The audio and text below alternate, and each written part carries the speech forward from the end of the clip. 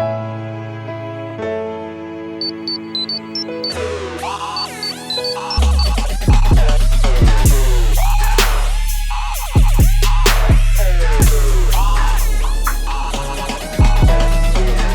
going on, my fellow A-plusers? Welcome back once again to a brand new episode. It is I, your Morphinominal host, as always, Adam Perez, certainly coming through with a brand new episode for you guys today as we're getting into Mashin Sentai Kiramager, episode number 45, the season finale, ladies and gentlemen. As Boys to Men say, it's so hard to say goodbye to yesterday, or in our case, to the Kiramagers. I can't believe this day is here. I've never wanted to see this day arrive ever, if I could be perfectly honest. I've been so enthralled and so in tune with Kiramager. It's been a fantastic season, to be perfectly honest with you, and I honestly thought that this season finale was sort of the perfect tipping point and just the perfect wrap-up for what we've certainly have gotten all season long. I thought the season finale really fit just this group of characters and the storyline that we've all come to know, and just really wrap things up pretty well for the most part when it comes to our Kiramager season. So one of my favorite seasons up there for sure, whether it be top 5, top 10.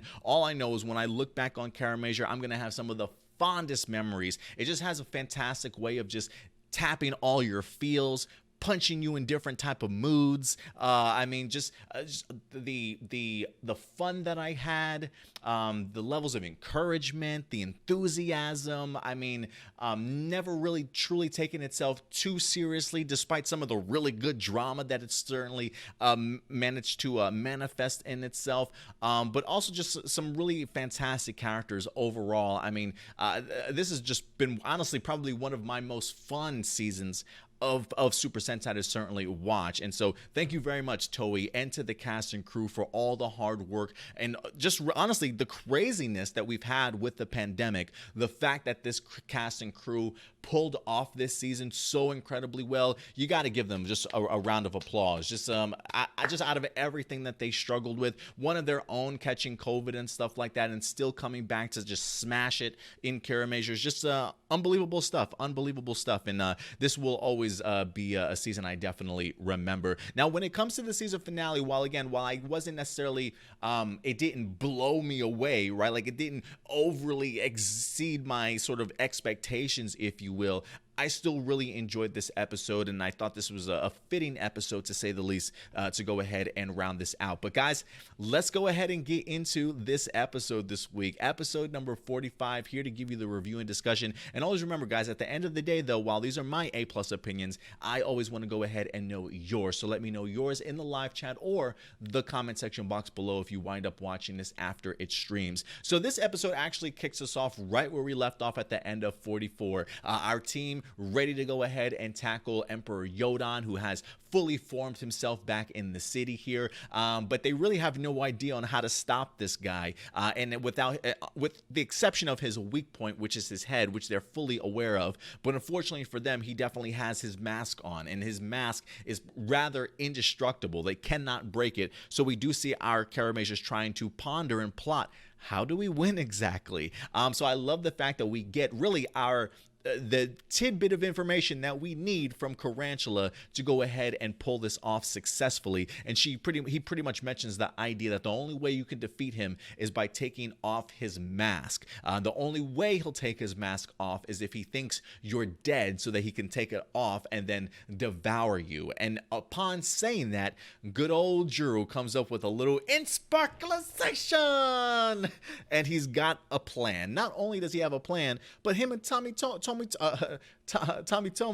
certainly work together fantastically well in this episode to have yet another plan. I mean, Tommy Tomo is just continuing to impress me week in and week out, for sure. I mean, for all 45 episodes, this guy's been rather impressive, it feels like. I mean, I love the fact when Mabushina starts talking highly about each and every one of them, how the idea of just how great of a leader and strategist Tommy Tomo is, but is also humble enough to allow Juro to truly be the leader, right? To kind of understand his place a little bit and be okay with being in that role. So I'm glad that they certainly highlighted that in regards to Tommy Tomo here. But right after we get this bombshell from Kirantula, we do jump into Yodon's mind a little bit, and I do want to talk a little bit about that because Yodana is still around. And while I thought Yodana, for the most part, gave a pretty spectacular death at the end, I honestly felt that that was a rather fitting end to her character. I did not expect to see her again until I watched the preview last week, and I was like, yeah, I think she's definitely coming back for sure. She's in the preview. So I kind of wish that they let her go in last week's episode, but you know what? For me, I thought it was actually a rather telling death here by Yodana in this week's episode. She continues to kind of want to know what she means to Yodon this entire time. I mean, it almost felt like she was yearning for his love or his attention or maybe just approval in some sense. At least that's the sense that I wind up getting last week. So when she asks him, I love the fact that they actually present us with a little bit of an origin story for Yodon, right? The idea here that he was actually created from this, he was an incarnation of serpents that were born from the sea of corruption over in Yodonheim. I mean, the names that they come up with this place, the Sea of Corruption, I love it. But you clearly get to see the idea of him being struck by lightning, or as he calls it, divine inspiration, and wind up actually creating his very first mask, if you will. And then from then on, this guy just became super powerful, chopping people down, absorbing them inside of him, and just getting more and more powerful. But I do find it interesting that even unbeknownst to Yodon, his own mind starts kind of creating, I don't want to say subconsciousness, if you will, but his mind starts yearning for companionship is how he stated it. And that's why Yodana, along with Shodan, were in fact created in his mind. He didn't know at the time, at least, as to why they certainly were there, but I guess Yodon was getting rather lonely being the only one in his head during this time with all this power also, if you will. So I do find that rather interesting, because now that he's had those two companions inside of him, he now realizes that they were in fact weaknesses, and he winds up even calling Yodana here a weakness. And this is the part of Yodana's death that I love. The fact that not only does she, she understands the idea that, so when I die, you'll become more powerful. But what's even creepier about this is that she's accepting of that. She's thankful of that she sort of lived her purpose. And now that she is gone, the person that used her for her entirety, is happy to get rid of her, and she's happy to be let go so that he can achieve his goals at the end of the day. And I think that just speaks volumes about Yodana in regards to the faithfulness that she had into Yodon, even more than I thought that she would, right? Like, even though she, even though I knew that she kind of looked down upon the idea of Garza maybe betraying Yodon, also Tarantula betraying Yodon, I thought maybe there's a part of her inside that maybe would want to be redeemed or kind of get away from Yodon in any sense of the word, but not her. She's thankful the fact that she's had her life to live, and now it's going to make her guy even stronger. So fascinating insight for sure, not only into Yodana but Emperor Yodon as well. But let's talk a little bit about this plan that our Kiramagers wind up executing here. Yet another fantastic plan. I did remember that they had Grantor Stones still available, but I could not remember off the top of my head which Grantor Stones they certainly did have. So when we see Juro using the Elucia Stone to make Emperor Yodon see illusions, I thought it was brilliant. I mean, Emperor Yodon for real thought that he killed the Kiramagers. I mean, homeboy was about to start celebrating in the streets of Tokyo if he hadn't been awoken to what actually was happening to him in here. Great scenes and great shots of just destruction and the ability of Emperor Yodon to go ahead and take everybody out. But I gotta tell you, man, once he gets hit with this Elucia, and then you've got Gigant Driller that just comes in and drills his head and turns homeboy back into like small Emperor Yodon, it's almost like this guy just just lost it all. Like after that moment, Emperor Yodon becomes pretty much useless the entire time of the episode. Like this man literally blew his load with just that one Yodon destruction, and then he was just like exhausted after that. Like he was so baffled that the Kiramagers actually spoiled his plan and actually tricked him, that homeboy literally doesn't do anything doesn't really do anything for the remainder of the episode. I felt like, with the maybe small skirmish that he has with the Kiramagers, but even after that, he sends his Emperor Guard Muddites, which I thought was actually pretty cool. When he said Emperor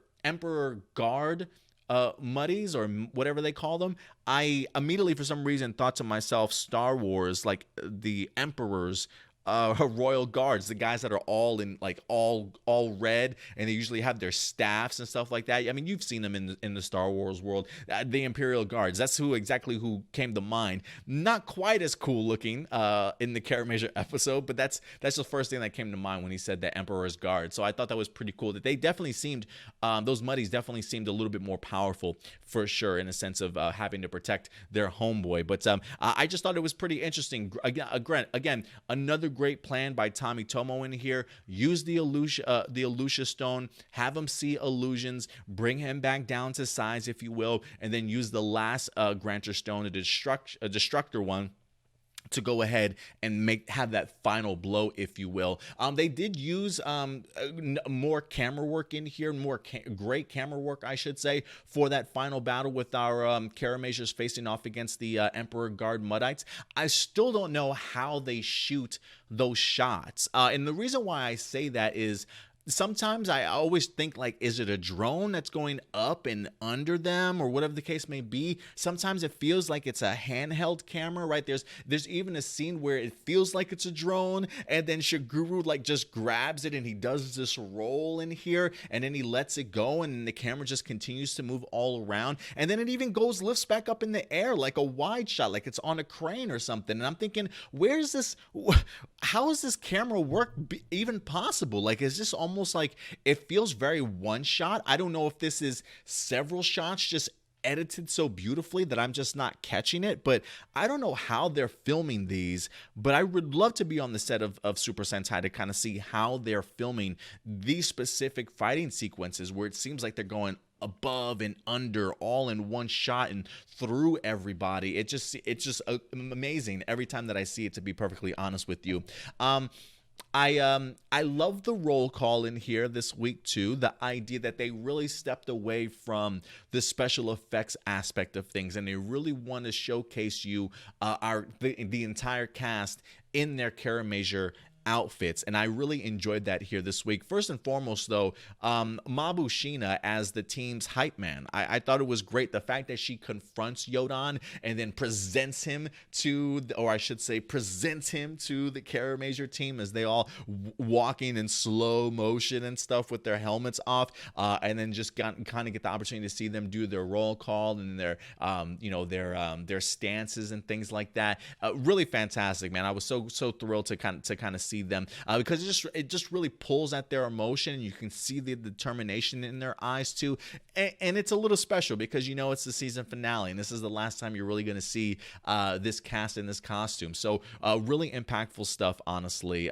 But I really enjoyed seeing her kind of going over each Kiramager individually and mentioning their strengths and things like that, and really what makes them shine, for her to really have the belief that this team is really going to win at the end of the day. Like, while I enjoyed the episode, there are elements in this episode where I wish there wasn't as much talking, and I wish there was more fighting, if you will, because again, Emperor Yodon literally maybe does one kick, maybe a tiny little skirmish upon the initial fight with the Kiramagers on the ground, and then he brings his muddies in, and then they wind up just pretty much eliminating him after that. So he doesn't really have too much offense in here, and the Kiramagers don't really have too many people to have to worry about fighting. And so during this entire battle, it's really just sort of narrated by Mabushina as she's highlighting sort of everybody's strengths and things like that. And listen, I did appreciate it in the sense of, we get to recognize all the great things that our team has certainly gone through this season, but I probably would have done with less talking, maybe more fighting, but that's just me. I did love the idea that she does refer to Juro as her hero at the very end as he winds up making the final shot to go ahead and win the day. And one of my favorite scenes in this whole entire episode has to be just the team celebrating at the end. Shiguru throwing his sword up in the air, Juro throwing it up, they're hugging each other and cheering, and the gemstones are there. Mabushina is just crying up a storm, and just really emotional stuff. I don't know if I remember seeing a team like celebrate like that before. I will say this, the finale felt a lot easier than maybe some of their past battles. But I was almost okay with that because of the fact that, again, this show focuses so much on the fun and the emotional side of things, if you will, that I get why they maybe didn't want to spend too much time on that kind of stuff and really focus on just the characters and the story.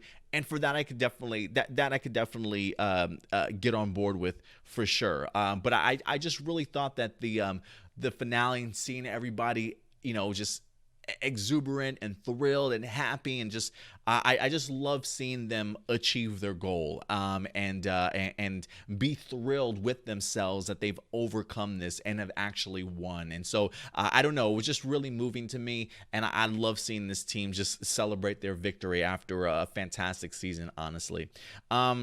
When it comes to Mabushina, a couple things here. She does wind up becoming the Queen of Crystalia. She does end up actually using the Granner Stones to go ahead and bring back Crystalia. I believe this is in the 3-month later period. And I love the idea that she uses the example that the Kiramagers have set for her in order to become queen and sort of make these bolder decisions in her life. One, she mentions the idea of wanting to live by shining, and she learned how to do that, if you will, from the examples that our Kiramagers have sort of set before her. And I love the fact, and again, I do think that goes back to why she's sort of the team's hype man in this episode, because she's verifying to us all the amazing traits of the Kiramagers, and not just to us as a viewer, but to let us know what she's learned and what she can certainly see in them, right? And so again, this is the Kiramager team working to its finest, right? The idea of using your strengths to shine and inspire others. And it definitely inspired Mabushina, and now she is, in fact, the Queen of Crystalia. So I thought it was just a great coming full circle, honestly. And of course, the tribute to the Kiramagers with the Mount Rushmore of Kiramagers, I thought that was absolutely brilliant. Really great way to go ahead and pay homage and just honor towards them also. If there was a downside to me for this episode, and my only downside, guys, is the lack in the explanation of Juro's connection with the king. This is what I'm talking about when I say I am curious as to what the pandemic might have cut out of this season.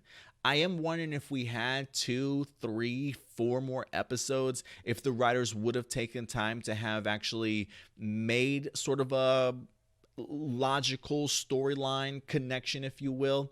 I'll take the lovely coincidence that they want to talk about, if you will, but I almost felt like it's a little bit of a cop-out, man. You've had him connecting with Garza, with King Ordon. I feel like this is unprecedented even for the Crystallians, right? Like even King Ordon may not necessarily even know how something like that is fully possible.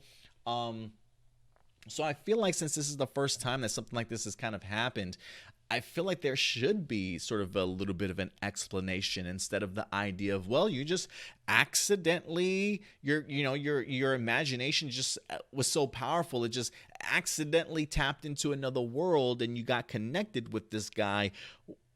And I don't know how that works out. So for me, am I satisfied with that explanation? Nah, I'm really not. I was a little bit bummed, honestly, when they pulled the whole lovely coincidence concept and idea. I mean, granted, if that's the route that they're going, yes, it did definitely go ahead and pull the team together if you go that route. But I'm just not. I'm just not happy with that. With it, honestly. That's the storyline. Hey, that's the storyline. I just think. I just think you guys robbed me of a legit explanation, because they definitely just made it feel like the relationship, that there was more to that relationship between Juro and King Oriden. So again, I don't know if that's something they had to write out because of COVID and came up with a different explanation. I just don't know. It just feels like a lot of coincidences. You know what I'm saying? And I felt like there's probably a bigger connection there than just coincidence. But, if they're going to go with coincidence, hey, that's fine. Coincidence definitely did bring everybody together in their own right. So yeah, I did have honorable mention. Love the celebration. Yes, I definitely did. And the great handoff that we wind up getting at the very end. And can I say something? Considering just how powerful Juro's imagination is, especially anytime this man gets inspired, he sees things before it actually happens. He draws things sometimes that come to life, when he wants them to.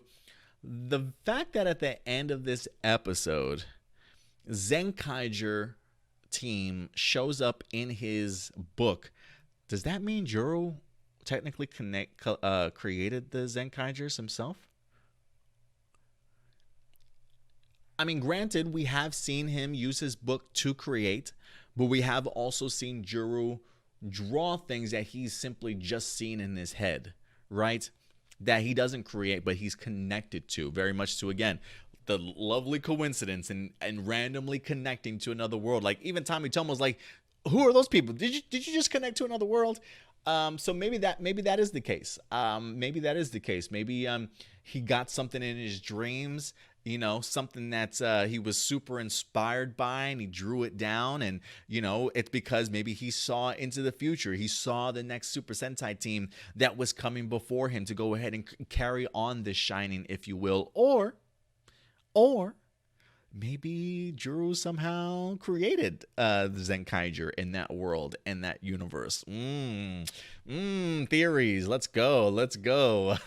We'll see what happens with Zenkaiger. Like, I would love to see a Zenkaiger and Kiramager team up now at this point. I truly would. I remember yesterday when somebody on Twitter was showcasing the handoff, and we got Juro going like this, and we have Zenkaiger going like this, and somebody was saying that they were playing rock paper scissors, and maybe they were, because they go like this, and then Juro grabs his fist like it's paper beating rock. So I'm wondering if they really were playing that, or if that's literally just their poses. Like, if that's just going to be their poses for the season. You know what I mean? It just came across like rock, paper, scissors. I really have no idea. But I thought it was a neat handoff, to certainly say the least. But, guys, a solid episode, rather enjoyable, really perfect wrapping up and saying farewell to the Kiramagers. Again, my only complaints, I did feel like there was a lot more talking than I would have liked. Not as much impactful fighting as I certainly would have liked. And I just was not the biggest fan of the explanation. But as far as still giving me the feels and still surprising me with these fantastic game plans and the amazing celebration by our Kiramagers, I wanted to jump in the screen and just start hugging everybody and jumping up like, yeah, we did it! Even though I had nothing to do with this victory, this season has just done a fantastic job of making me feel a part of this team and a part of this season for sure. So guys, a brilliant season, man. Brilliant season from top to bottom. This is definitely a season that I would certainly recommend to people, especially if you're just getting into Super Sentai for the first time. Gokaiger and Kiramager, I think, are going to be the two that I really push for people to sit back and relax and enjoy if they want to get into Super Sentai for the very first time, because I just think this season was able to hit everything from fun to emotional to dramatic, not taking itself too seriously, but knowing when to get serious enough and really have those drama-filled storylines, but also really allowing a lot of these characters to shine. And the cast, so strong, so incredibly strong. They really won me over. So Oh, man, I don't want to say goodbye. I really don't want to say goodbye. All right, let me go ahead and pull up live viewer comments here because I do believe I maybe just have one or two, but let's see here. There we go. L'Oreal, here we go. Questions. Can you believe this is the finale already? No, I can't. I'm still wrapping my head around it. What was the best part of the episode to you? Mine was definitely the celebration. Mine's definitely was. I wish I could say the action, but again, Yodon literally hits him with one beam, realizes it's a illusion, gets brought down to size, has a mini scuffle, and then is shot dead in the eye. And the guy literally just stands around and lets everybody else do stuff for him. So yeah, a little bit underwhelming in regards to that aspect of things, but for me, the celebration was perfect for me. A couple of comments. You say, as epic as the battle was, I can't believe it's the end. It was cool that both Takamichi and Mabushina restore Crystallia just like they planned. Yeah, it was really great to see brother and sister standing up there together, especially after everything that they've definitely been through. It is fun. I do love how Takamichi was talking about how, well, we're still trying to figure out what to do. Dad's still a bird. Mom's just a paperweight, like at this point. Like, I was really hoping that maybe Mabushina would put on the crown of her mom. I thought that would be pretty fitting. To even have your mom like on your head, like talking and stuff, that would be pretty interesting. So yeah, but yeah, I'm glad that they brought back Crystallia. Our Rangers sure have grown up. I totally miss them all. I'll totally miss them all, especially my sweet Babu. Yeah. Shout out to Rio Kamayo, man, for being a fantastic Red this season. I know a lot of people doubted him, or at least had really lowered expectations for him coming into this season. And I can't blame them for feeling that way, especially after some of the Reds that we've definitely have had. But, Juro has been left one hell of an impression on me, as has this whole entire team. But there is something great about somebody who's not even naturally a leader, watching him grow in the show as a leader and understanding the strengths and weaknesses of his entire team and putting people in position to succeed, not only for their team, but also not only for themselves individually, but also to kind of help out the team. And I think that just really goes a long way, and when you have that bottomless, sense of courageousness and will to keep pushing through, right? Like, I think Mabushina, which is weird, Mabushina called him, even though you're strange, you're not weak. I was like, is that a compliment? Are you trying to give him a compliment? There are definitely some amazing attributes to Juro for sure. But I've always been inspired. I was about to say inspired. I mean, I love seeing how he motivates and inspires the rest of his team. I think it really comes a long way. So yeah, fantastic stuff, guys. But guys, that's it. That's it for Kiramager. If anything, we will revisit Kiramager because Kiramager does have a movie that wind up dropping, and it is one that I definitely want to go ahead and actually watch and review for you guys, because they actually did go ahead and even reference that movie in this episode, talking about a moment when they had to escape their dreams and things like that, and they even showed a brief little couple clips. So they definitely even had the movie in here. So while we're finished with this season, I will say we will be revisiting the Kiramagers at least one more time before we fully wrap up our Kiramager stuff. So while we will be saying goodbye to Kiramager, next week, guys, we've got another season to look forward to, Zenkaija. So let's see how that season certainly holds up, and hopefully it'll keep our attention, ladies and gentlemen. I'm trying to do my best to kind of wash off a little bit of Kiramager so I don't go into Zenkaija with like that same level of expectation. Try and go into this next season with just as much of an open mind as I possibly can, so that I can fully enjoy Zenkaija for certainly what it is. But man, I may have to go pick up some soundtracks. I might have to go pick up some action figures here here from Kiramager. Another fantastic season. So shout out again to the cast and crew for putting together an amazing season. Thank you guys so much for something so incredibly enjoyable. But other than that, guys, feel free to go ahead and if you want to gush about the season in the comment section box below. What did you love? What you didn't like? What you thought should have changed? Did you like the season finale? Whatever the case may be, guys, I want to know your thoughts at the end of the day in the live chat or the comment section box below. But until later this week, guys, we'll certainly talk to you later. So if you haven't subscribed, hit that subscribe button, hit that bell notification. If you love our content, hit that big thumbs up, ladies and gentlemen. But until next time, do me a big favor, take care of yourselves, take care of each other, and as always, keep it A+. We'll talk to you guys later. Caramay change!